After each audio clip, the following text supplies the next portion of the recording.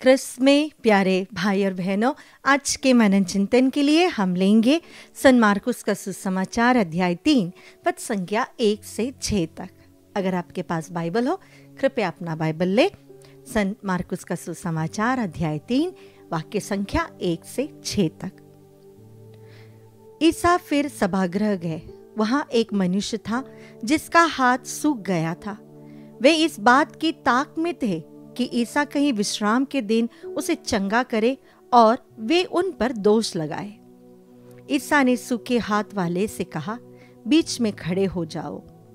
तब ईसा ने उनसे पूछा, विश्राम के दिन भलाई करना उचित है या बुराई, जान बचाना या मार डालना? वे मौन रहे। उनके हृदय की कठोरता देखकर ईसा को दुख हुआ और वह उन पर क्रोध भरी दृष्टि दौड़ाकर उस मनुष्य से बोले, अपना हाथ बढ़ाओ। उसने ऐसा किया और उसका हाथ अच्छा हो गया। इस पर फरीसी बाहर निकलकर तुरंत हेरोदियों के साथ ईसा के विरुद्ध परामर्श करने लगे कि हम किस तरह उनका सर्वनाश करें। प्यारे भाई और बहनों, यहाँ पे 3 व्यक्तियों को हम देखते हैं। एक है वह समूह जो फरीसी कहलाते हैं, जो प्रभु के वचन या प्रभु की आज्ञा के अनुसार जीवन बिताना है, जो दूसरों को मार्ग दिखाने वाले लोग समझा जाते थे। ऐसे ग्रुप ऑफ पीपल, वहां पे रोगी लोग और वहां पर ईसा। फरीसी ताक में थे कि प्रभु ईसा के हाथों से एक गलती हो जाए। वो यह नहीं देख रहे थे कि वो इंसान कितना भला कर रहा है, बस उन्होंने नियमों को पकड़ कर रखा था। जलन इसके पीछे बहुत ज्यादा थी क्योंकि ईसा की पॉपुलैरिटी बढ़ रही थी।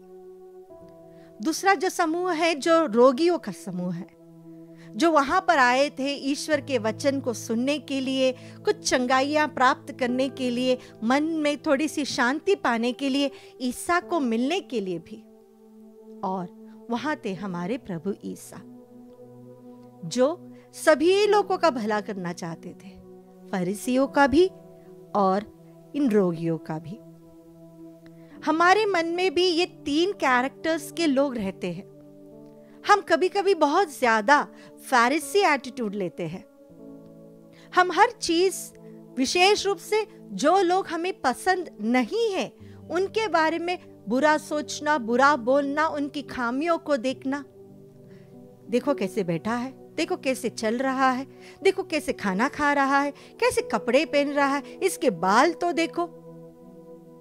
अगर घर में आई हुई बहू हो तो देखो कैसे खाना बना रही है, देखो कैसे मायके में फोन कर कर बोल रही है। अगर साथ में जॉब करने वाला एक कलीग हो, देखो बसका मार रहा है, देखो वो कैसा सो रहा है, देखो वो कैसा अपना काम दूसरों से करवा रहा है। हमारे अंदर जब ईर्ष्या आती है तो हम दूसरों की भलाई कभी नहीं देख पाते हैं, हमें डर लगता है उनसे। फरीसी और हेरोदियों के जो समूह थे, इनको भी प्रभु यीशु से डर लगता था क्योंकि उनकी पॉपुलैरिटी इन सबसे ज्यादा थी। जब हम हमारे ही परिवार के लोगों को ताना मारते हैं, हर छोटी सी चीज के लिए उन्हें टोकते हैं, एक बार अपने मन की जांच जरूर करके देखना चाहिए कि क्या ये ईर्ष्या के कारण है। इसका अर्थ यह नहीं कि हमारे माता पिता या हमारे बड़े बुजुर्ग या हमारे टीचर्स हमें टोकते हैं वो इसके लिए है, ऐसा नहीं सोचना, वो गलत होगा। लेकिन अगर हमारे साथ रहने वाले, हम जिनका भला नहीं चाहते हैं, जिन पर हमको ईर्ष्या होती है, हमें गुस्सा है, तो हम भी फरीसी के एटीट्यूड में ही है। एक अच्छाई की तो भी उसमें बुराई देखेंगे। कितना भी अच्छा खाना बनाओ, उसमें कुछ ना कुछ खामियां तो जरूर निकलेगी। बहुत बुरा लगता है जब परिवार साथ में बैठकर खाना खाते हैं और कोई ना कोई एक व्यक्ति खाने की बुराई कर कर बैठता है। नमक ज्यादा है, नमक कम है, आज ये खाना क्यों बनाया? बनाने में मेहनत लगती है, बनाकर देखो तो समझ में आएगा। रोटी जो गोल शेप में आनी है उसमें मेहनत लगती है। स्वाद अनुसार बराबर नमक डालना ये भी एक कला है। लेकिन हम ताना मारने के लिए, एक व्यक्ति की बुराई करने के लिए, उनकी खामियां दूसरों के सामने उठाकर दिखाने के लिए कोशिश करते हैं। दूसरा समूह जो रोगी का समूह है, जो हमेशा प्रभु के सामने दीनहीन बनकर, अपना हृदय खोलकर प्रभु के पास जाना चाहता है। आज प्रभु आपसे कहते हैं, जिस प्रकार प्रभु इस व्यक्ति को सबके सामने बुलाकर आगे खड़ा करता है, आज प्रभु आपको परम प्रसाद में उपस्थित उनके सानिध्य में बुला रहा है। वो चाहते हैं कि आप उनके पास आओ। और ईसा का मनोभाव, ईसा का मनोभाव क्या है? प्रेम, दया, शांति, सबको इकट्ठे करने का स्वभाव, सबका भलाई करना है।